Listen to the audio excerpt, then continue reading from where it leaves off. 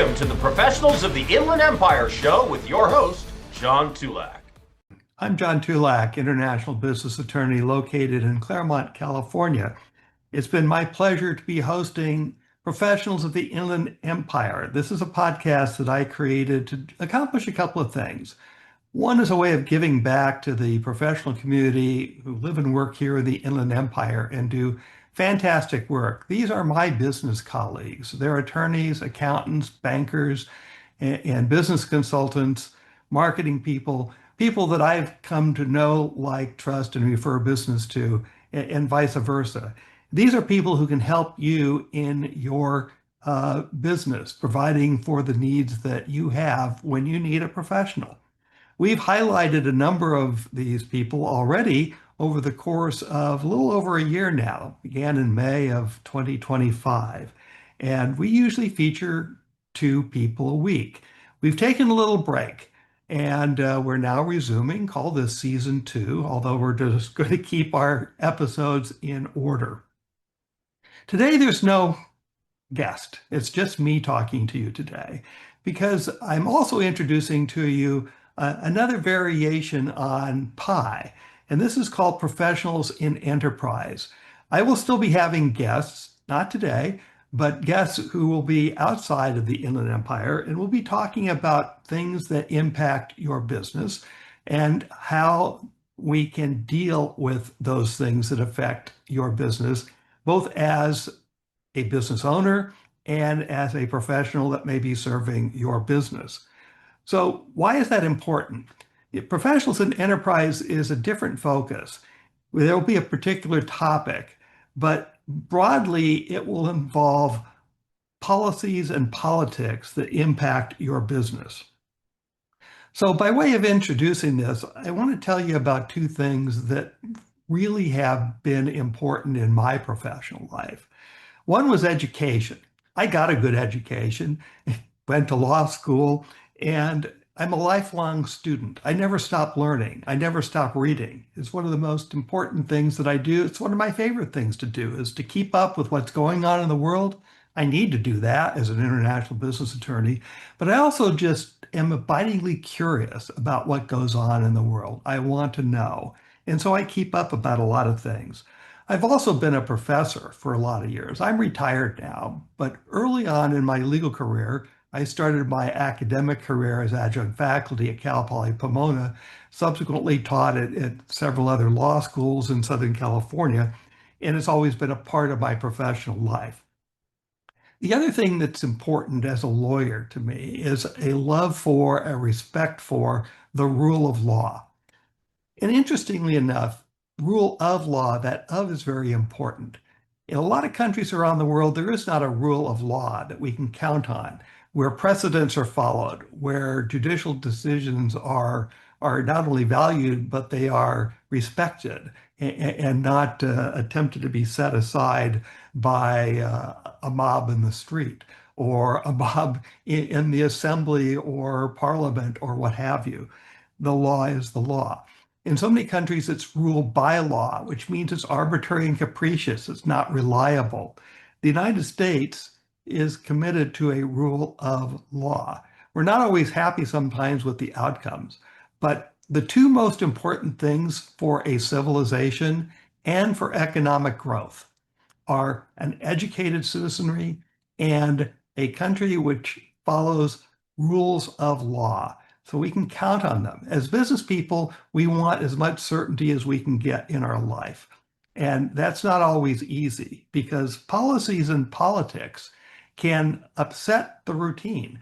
Policies and politics can change something that's been set for a long period of time.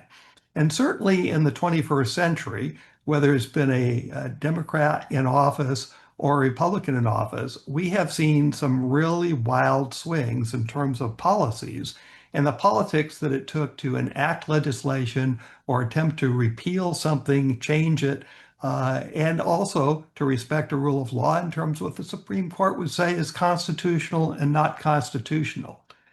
And that's really something that we all as citizens need to be aware of and keep up with so that we know what to do and how to do it. But let's face it, we don't always get things right. Our politicians are not widely admired anymore. The approval rating for Congress is dismal.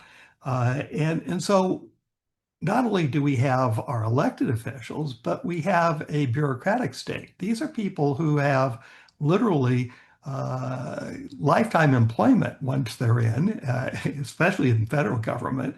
And they make a lot of policy because they take regulations, make new ones, revise old ones, follow the dictates of Congress, but oftentimes improvise for themselves. All of these things have an impact on your business. So there's a call to action today.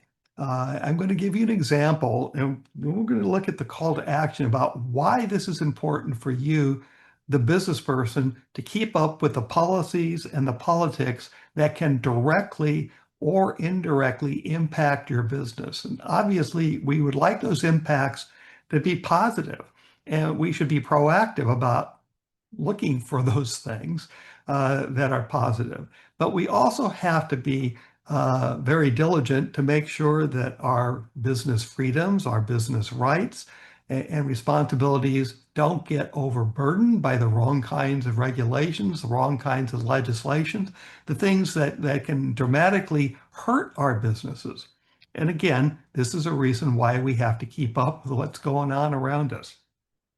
So I want to illustrate that with an example.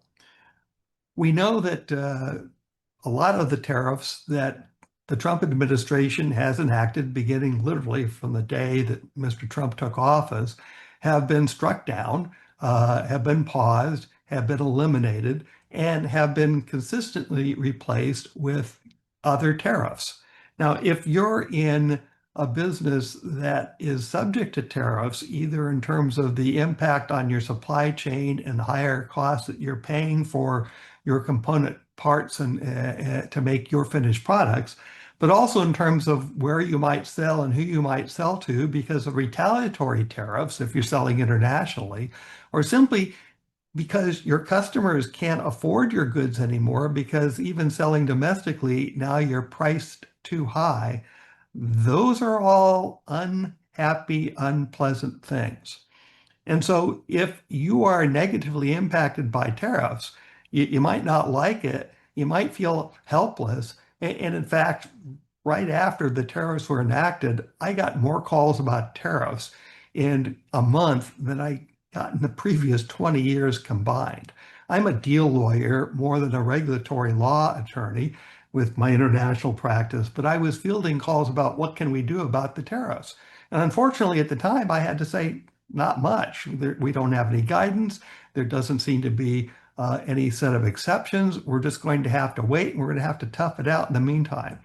Here and there, I was able to make some suggestions, particularly regarding aluminum and steel, which are still 25% tariffs. And where that was possible to make a change, we made the change. But here's the thing.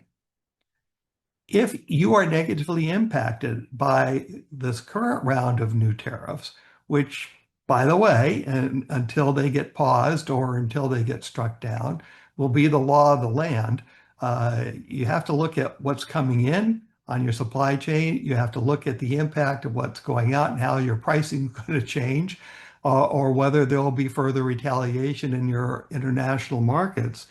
And if you're finding that these are all negative, don't be silent. So here's the thing. Policies and politics means not only keeping up, it means taking action. And so I'm going to give you a call to action.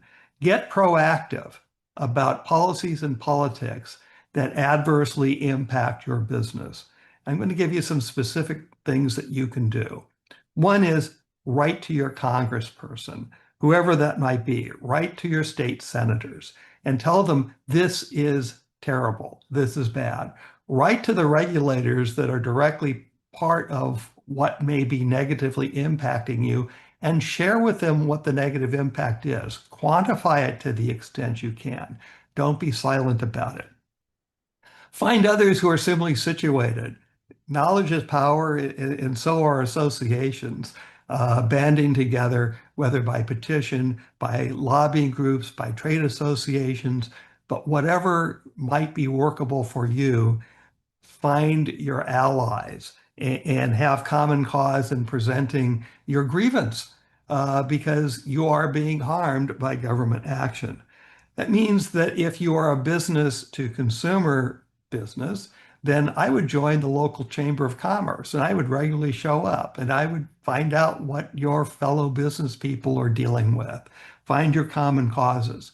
If you're business to business, then join your trade associations. If the trade associations that are relevant to you have a lobbying group, share not only with your trade association people at meetings, but also tell the lobbying group the negative impact of that particular policy or the politics behind it that are causing you troubles. Get the professional help. The lobbying groups, they don't work for free, but they're oftentimes well financed by companies that might be considerably bigger than you, or because in the trade association you belong to, there's a line item in the budget for the dues you pay to belong to engage lobbyists to work on your behalf. These are things that you as a business, large or small, can do to be proactive.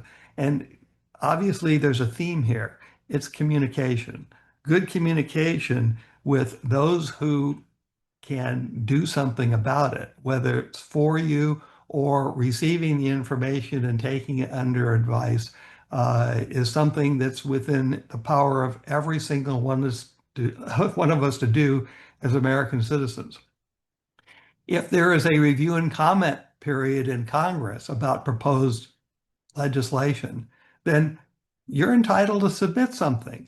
If there is a review and comment period for a proposed new regulation or set of regulations or interpretation or guidelines for a regulation, then you, just like anybody else potentially affected by that regulation, are entitled to submit your comments. And the government officials have to take those things into account. So the bottom line is, with this call to action, is don't be passive, don't be reactive, don't wait for further negative harm. Try to stop it from happening to begin with. So the other thing that you can do is share it with your customers, share it with the world. You can write letters to your editor of your local newspapers. You can write to your customers and say, here's why there's a need for this price increase. We are simply passing along a cost that is completely outside our control. We wish we didn't have to do that. That's just good PR. If people think that you're taking advantage of them, that they're more likely to change, look for a cheaper alternative. But if they see that you're really loyal to them and you're doing everything you can to contain costs, they're more likely to keep with you and to share your frustrations and your concerns and say, how can I help? You can encourage others to write as well as say, if you don't like this, then help me do something about it. You remember there was an old movie, those of you who are old enough, the line was, we're mad as hell and we're not going to take it anymore. Well, we may be as mad as hell, but we're business people.